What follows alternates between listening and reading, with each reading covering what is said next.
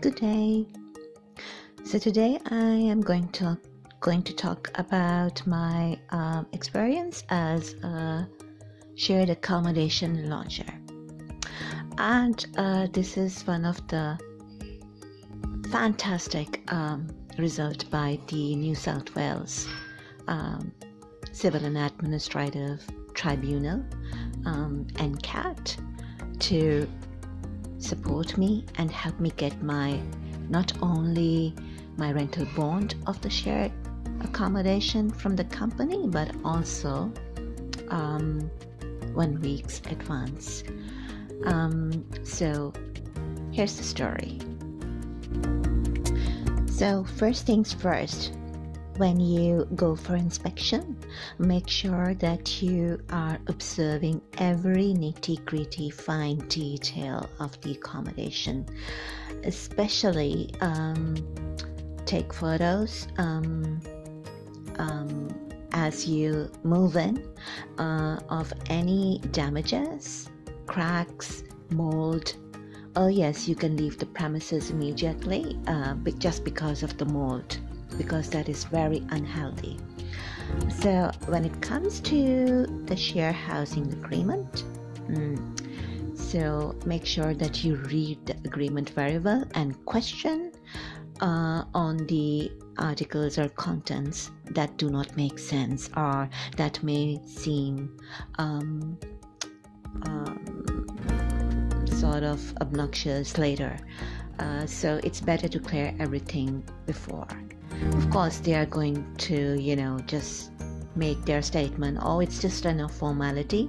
But at the end, if you run into a disagreement, they will always use this legal piece of document. So please make sure that you read the document very well and make a note of it, just in case. So I had spotted mold in the bathroom. I did not go inside because there were other interested parties, females. It was a female shared accommodation, a townhouse. So I was the last one, so I just stayed in the doorway and noticed the roof. And I pointed it out to the property manager who was showing around. And he said, we'll talk later. And I said, okay. So on moving in, I thought that, we had an understanding. I had pointed out the mold on the roof, and he had, sort of acknowledged by saying we'll discuss it later. So on moving in, I received this checklist, and this is a very good thing because in the checklist you have to take everything you have noticed with regards to doors, wardrobes, beds, mattresses, whatever facilities have been provided. You just need to note them and just don't tick them blindly, yes, because one of the Japanese inmates later sort of regretted why she had, ticked everything yes, because another factor is that I'm a citizen, but other inmates, female inmates, were all from different countries and were all on student visa, study visa, or visit visa, or work and holiday visa, etc. So this is why foreign students are taken advantage of, because they don't have the rights, they cannot challenge, etc.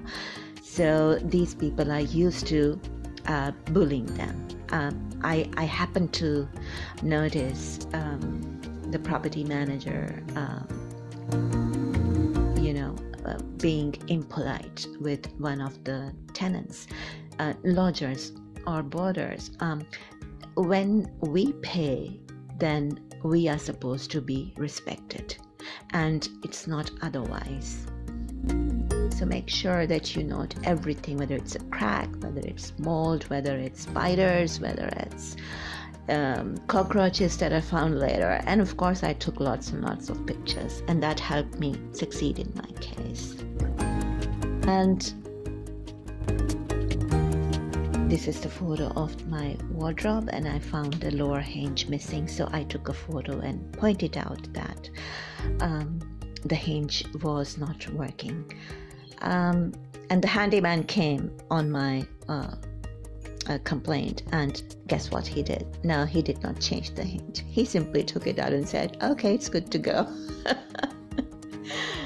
So there you go. I had moved with 4 luggage cases, and one was summer wear, one was winter wear, because I wasn't sure about Sydney weather, and I had moved in winters out of freezing Melbourne's winter. So, and I had to purchase my own bedding, etc. So I had a duffel bag full of my beddings, and I had some kitchen stuff in the 4th one. So there you go. I didn't have space at all, because you can see that there was only one person can move in between the 2 single beds, and this much was the only passage to walk out of the room and enter. So I didn't know where to place my luggage.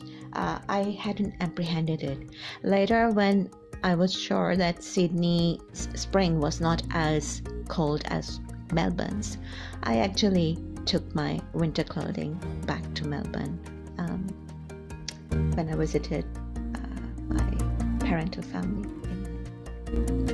So there you go. I took pictures of the cracks on the walls and ceiling in the corner. The corner one was really very dark, and the hinge that was broken so that it is not planted on me. And I also took photo from my narrow window.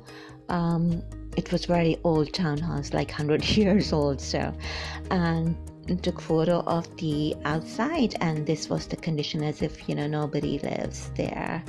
And this was the space beneath the door, the entrance door, from which rodents and pests could easily come in. So I asked them to block them. Of course, they did nothing.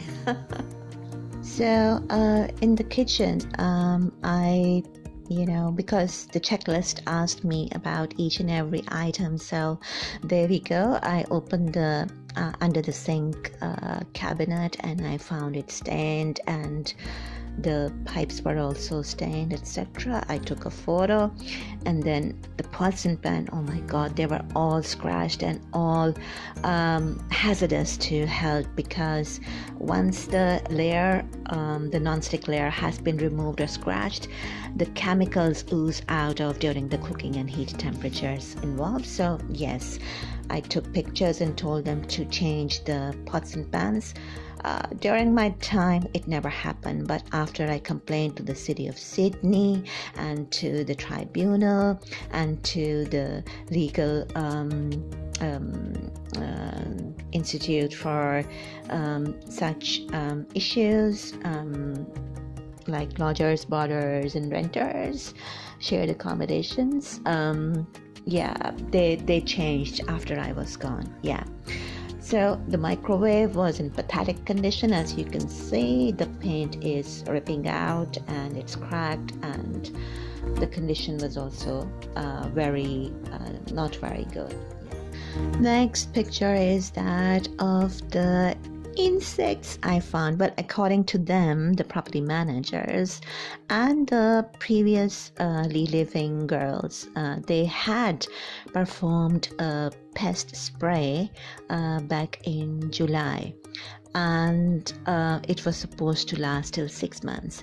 However, when I moved, I think it was very next day that of my use of the premises, that I found in the kitchen cabinet where the cleaning liquids were, I found the cockroach and other bugs over there. The cockroach was in the living room floor. There were insects in my tea, Lipton tea box. As I opened it and took out a tea bag, I saw an insect inside, and then I took out the cleaner ones, the ones I thought were not infected. It's very difficult to make purchases when you are living in a constrained budget. where major of your money goes into the renting of the place, and the comforts is all that matters. The facilities is all that matters to you when you are paying for living in an accommodation. So there you go. I even made a video clip of it. I've removed everything from my phone. I was just cleaning my bookshelf, and this is what I found there. Yes, so there you go. Make movies, video clips, take pictures to substantiate your right to a clean and hygienic and well kept and maintained house, and that includes cleaning service too, because boarders and lodgers do not do it. It's not their premises. They're just renting a bed, whereas renters are renting the whole accommodation. So this is why the renters are responsible for the cleaning and maintenance of the premises themselves. Yes. So this is the part that I missed because I was standing in the doorway, almost outside the doorway of the bathroom. So this is the ceiling that I spotted, which was infested with bacteria, because all black dots indicate that it's going to it's been infected, and a mold or some algae, etc., might form. And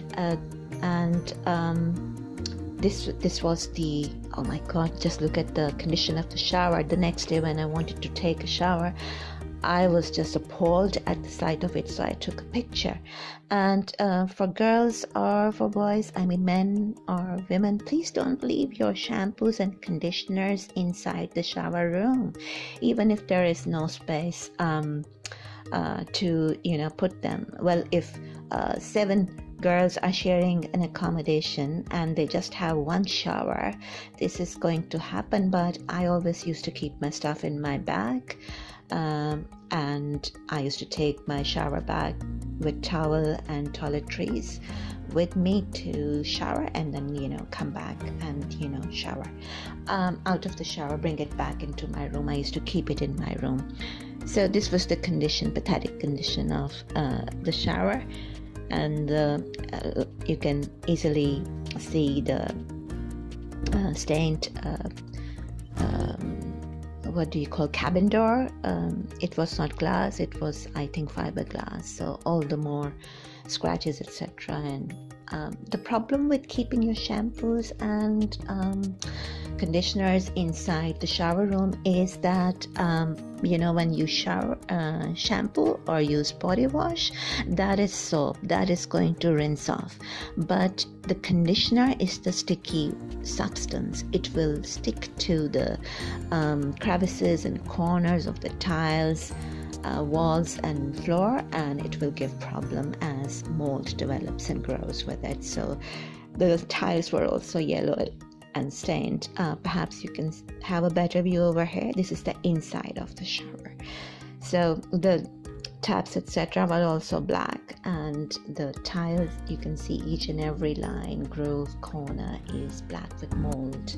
So this was the condition. So this is the shower wall outside the bathroom. So there were signs of some rusty pipe leakage, because it was making the cardboard wall moldy, and well, this is I think the picture says everything itself. And then the shower water used to trickle out. This was the corridor, and this was the laundry area.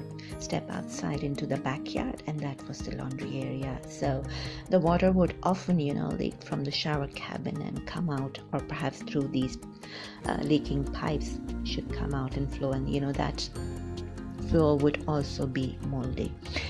And this was the entrance gate from the famous Harry Street. And this was the pathetic situation, as if nobody lived there, no maintenance. And I pointed it out, and it was all so moldy, the steps, etc., that I gave them a warning that I will move out if it does not if the mold outside and inside the house is not cleaned, because I have a right to it, yes. And it's the responsibility of the property owner and property managers, yes. So yes, I had a functional AC, split AC aircon inside in my room. But the aircon upstairs for the upstairs girls was not working, and this is again the situation. Even though the handyman came and he cut the grass, you can see the grass is uncontrollable here, but over here it's being cut. It is still quite moldy, the area, yeah. And yes, the TV was a big screen, yes, 15 screen, but it was without an antenna. So could we see anything? Not at all. And the Wi-Fi connection was so bad. It was not a stable one at all, and probably not fit for the use of 7 females in the house too, because whenever I would try to connect, it would disconnect after a while. So yeah, and I was told by the other inmates, like Chinese and Indian, and yes, whenever they are using it, it usually breaks. So yes, you have to make sure that whatever facility you are paying for is in perfectly well working condition. Yeah, and this is the sign. This is my laptop, e-notebook, and this is what used to happen with frequent breakage in the internet network. And there was a useless hair dryer as well in the bathroom, but with a plug that is not in line with the Australian plugs and sockets, because we have slots, and this was the rounded one. And even though there were 2 rounded sockets underneath the flat ones, it will not fit. And if I try to open them to the width of those, I would have broken it, so I just left it. Yeah, so nobody used the hair dryer. And we were told in the agreement that if anyone, whoever breaks it, is going to replace it. So since nobody used it, it could not be used. Well, there we go.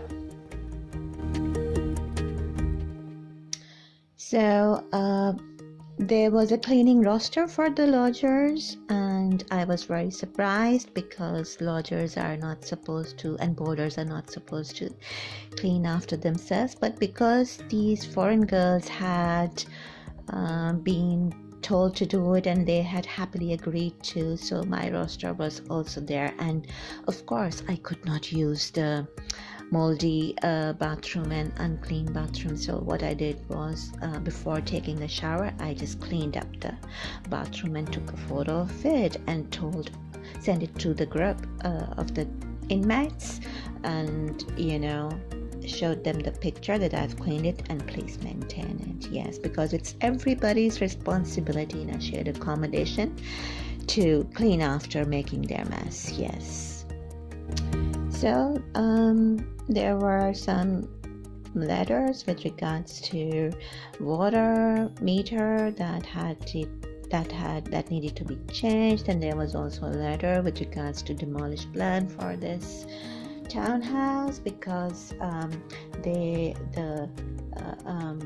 government wanted to make a new fish market over there. So I gave them to the property owners and asked them to move all of us into a better, clean and healthy environment, because these property managers had lots and lots of accommodations, apartments, townhouses, but unfortunately they did not pay heed to my request.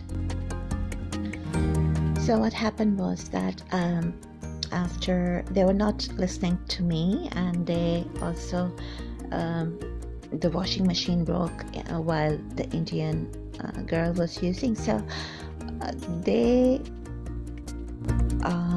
they charged everyone for the repair of the washing machine. So I looked at the laws, relevant laws, and I told them that they cannot do it because it is not our property. And when so many girls have been sharing the washing machine for so many years, we are not liable.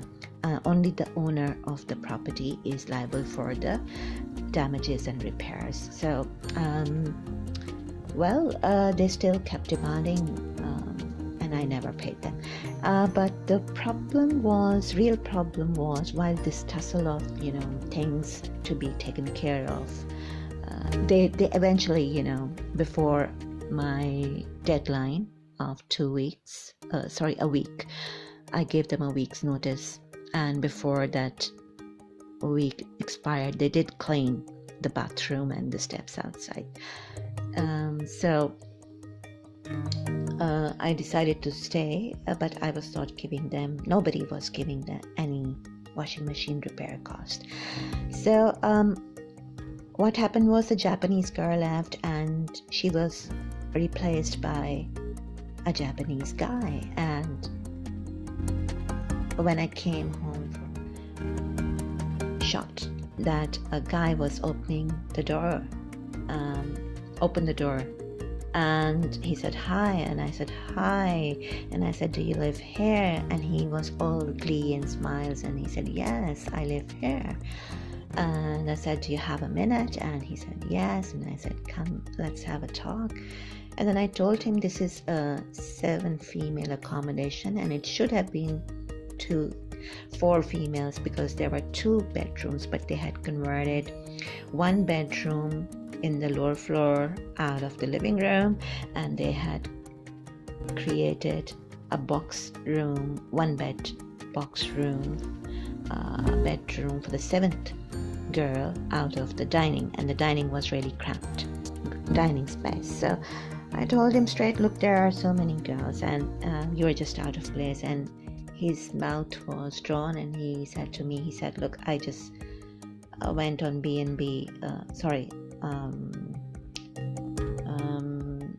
there's another website, not B&B, Airbnb, yeah, and I just paid them the money they wanted because I'm just going to stay here for 2 weeks, then I'll be gone. So I said, okay, you were not informed, you did not inspect before moving in, you just paid and moved in.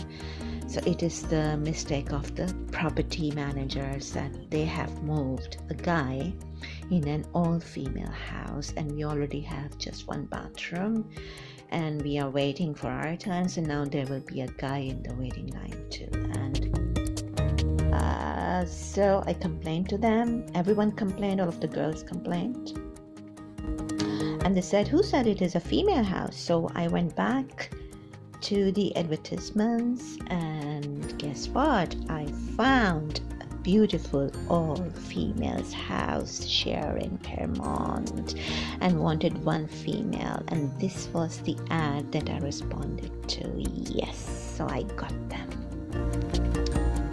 So I emailed them that if they do not move the boy to the boys section, because they have lots of properties, males and females, then I am definitely leaving within 3 days. So on 1st of December, I told them I will leave the premises if they do not move the guy to the guy's place.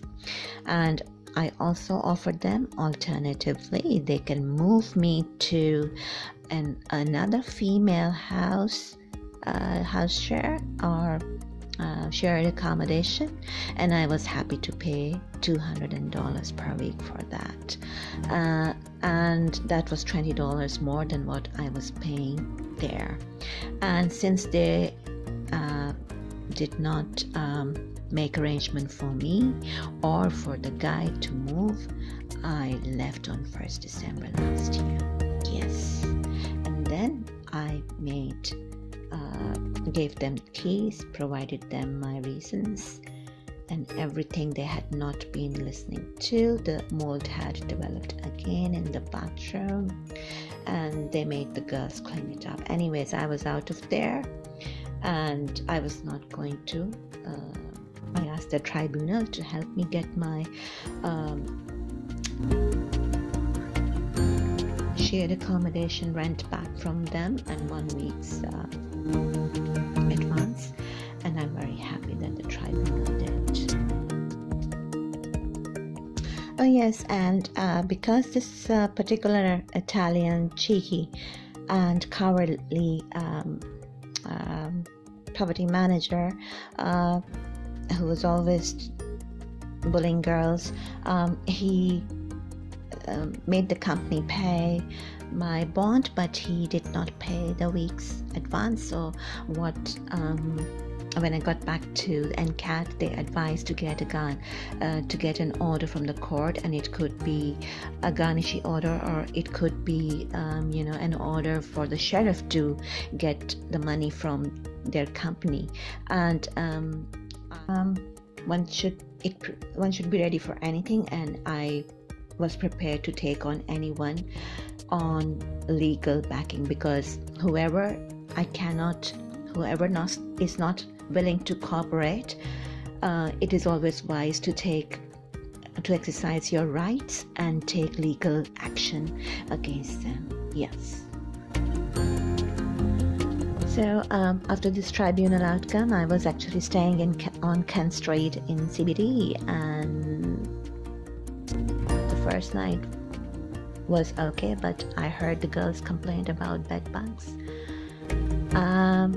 I couldn't sleep though, because of, new surroundings, and of course the constant machine humming of the offices close by. It was also one of the multi-storied apartment building, and Darling Harbour View was excellent. The reason from my shared accommodation bedroom window, so that's why I paid. But you know what, when it comes to your health and peace of mind, nothing else matters. I did not hesitate. The next night I was also getting bites, and I was itchy in the bed, so I complained to the landlady, and she said, "Oh, I've got the bomb, pest bomb going before you came. I'll do it again, blah blah blah blah."